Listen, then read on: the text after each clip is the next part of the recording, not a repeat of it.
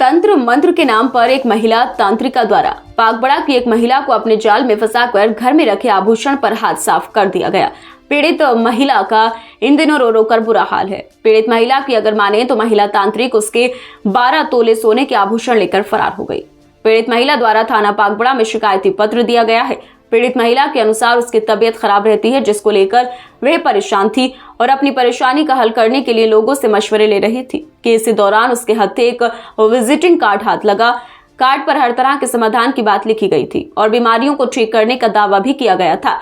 महिला द्वारा उस फोन पर बात की गई तो फोन पर बात करने वाली तांत्रिक महिला ने पीड़ित महिला को अपने झांसे में ले लिया। पहले तांत्रिक महिला ने पीड़ित महिला से घर की मिट्टी मंगाई और मिट्टी पर तंत्र मंत्र करने के बाद एक फूल के साथ घर की मिट्टी को पीड़ित महिला को दे दिया। महिला ने अपने घर के किसी भी सदस्य से इस महिला तांत्रिक की बात को नहीं बताया। महिला तांत्रिक को दिए हुए सामान के साथ महिला अपने बिस्तर पर सो गई और जब महिला ने सुबह उठकर देखा तो सामान राख बन चुका था। महिला तांत्रिक का फोन आने पर उसने पूरी घटना को बताया, जिस पर तांत्रिक महिला ने उसको और डरा दिया और कहा कि तुम्हारे साथ अनर्थ होने वाला है और इस अनर्थ से बचना चाहती हो तो घर के आभूषण लेकर मेरे पास आओ, मैं जल्द से जल्द तुम्हारी उस समस्या का समाधान कर दूंगी। पीड़ित महिला का कहना था कि मैं डर गई और घर में रखे सोने चांदी के आभूषण बैग में लेकर उस महिला के पास पहुंची। तांत्रिक महिला ने पीड़ित महिला को 2 मिट्टी के बर्तन जो लाल रंग के कपड़े से ढके थे दे दिए और कहा कि अब घर जाओ और 3 दिन तक इस बात को किसी से नहीं बताना। महिला डरी हुई थी, उसने उस बर्तन को अपने घर में लाकर रख दिया और 3 दिन तक महिला तांत्रिक की बात को किसी से नहीं बताया। तीसरे दिन जब मिट्टी के बर्तन खोलकर देखे तो उसके पैरों के नीचे से जमीन निकल गई। वह लुट चुकी थी। मिट्टी के बर्तनों में अनाज भरा था। पीड़ित महिला के पैरों से जमीन खिसक गई और उसने अपने परिवार के सदस्यों को जब यह बात बताई तब तक बहुत देर हो चुकी थी, क्योंकि तांत्रिक महिला अपना ठिकाना बदल चुकी थी। जिस जगह पर तांत्रिक महिला एक व्यक्ति के साथ रहती थी उस जगह पर ताला लगा था। पीड़ित द्वारा न्याय की गुहार लगाई गई है और इस तरह की घटनाओं को अंजाम देने वालों के खिलाफ सख्त से सख्त कार्रवाई की मांग उठाई गई है। पीड़ित महिला द्वारा उस स्थान के सीसीटीवी फुटेज भी प्राप्त कर लिए गए हैं जहां पर वह तांत्रिक महिला रहती थी। हैरत की बात है कि आखिर ऐसे लोगों को उनकी पहचान जाने बिना रूम कैसे दे दिया जाता है, जबकि उत्तर प्रदेश पुलिस द्वारा सख्त निर्देश दिए गए हैं कि अनजान व्यक्ति से बात न करें, उन्हें खाने पीने का सामान न दें और अपने मकानों में भी रूम न दें। पीड़ित महिला से जब समस्या को लेकर बात की गई तो पीड़िता ने अपनी समस्या को बताते हुए कहा, मेरे साथ ये हुआ था कि एक कार था तो मैंने फोन लगवाया इस लड़के से, तो वो उनने उठा लिया उस औरत ने, तो बोला हाँ हेलो।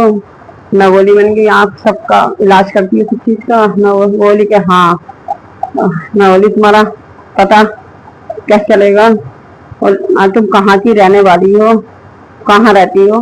बोली कि मैं पागबड़ी में रहती हूँ। मैंने कि किस जगह रहती हो? अरे तुम हो पे आ जाओ मंदिर के पास, मेरा आदमी बुला देगा, तुम्हें बुला लाऊंगा। मैं बोली कि हम हो खड़े हो गया जाकर। तो उन्होंने हाँ पहले तो मुझे घर की मिट्टी और एक फोटो मंगाया। जब एक घर की मिट्टी फोटो मंगा के फिर उन्हें फोटो दिया, वो दिया मुझे गेंदे के, जहाँ हम वहाँ पहुंच गए उसके पास, वो लेके चली गई। उसका आदमी लेके गया, उससे बोला तब कभी ना जा दिया। तो उसका आदमी लेके गया हमें, तो हम पहुंच गए वहाँ पे। उनने एक गेंदे के जो फूल होते हैं वो दिए, वो उसमें एक थैली में करके इतनी बड़ी में, और एक वो दिया क्या कहना ताबीज। बोले कि शायद तुम रात को अपने तकिए के नीचे रख के सो जाइयो, और लेकिन बताना मत किसी से भी। अगर तुमने बता दिया तो तुम्हारे घर में बहुत बुरी घटना हो सकती है, बहुत परेशानी आ सकती है। मैंने बताया ना डर के मारे, और तुम्हारी जो भी तबीयत खराब है, परेशानी है, तुम्हारे सामने आ जाएगी। फिर क्या हुआ? फिर मैंने वो सो गई। मैं उसे रख के रात को मैं पढ़ के खुला में पाक अपना पढ़ के मैं उसे रख के लीजिए सो गई। सो गए, फिर उसका फोन आता 6 बजे। जब 6 बजे फोन आता तो वो बोली कैसे खोल के देखो। मैं नमाज पढ़ी, नमाज पढ़ के कलाम पाक पढ़ रही थी अपना। पढ़ के जब मैंने खोल के जो देखा तो उसको फूलों की भी और उस ताबीज की भी राख बन गई। तो उसका वह हैंड फ्री था। तो वो बोली ये कैसा हो गया, कैसा हुआ ये? मैं बोली मैंने किसकी तो राख बन गई। बोली जल्दी निकालो, जल्दी निकालो, जल्दी निकालो, तुम्हारे घर में बहुत परेशानी आ जाएगी ना, तो जल्दी निकालो, कोई मौत हो सकती है यहाँ या। मुझे ऐसा कर दिया, मुझे डरा दिया उसने। मैं बोली मैंने क्या करूँ इसका? बोले तुम किसी चीज के नीचे दबा दो इसे।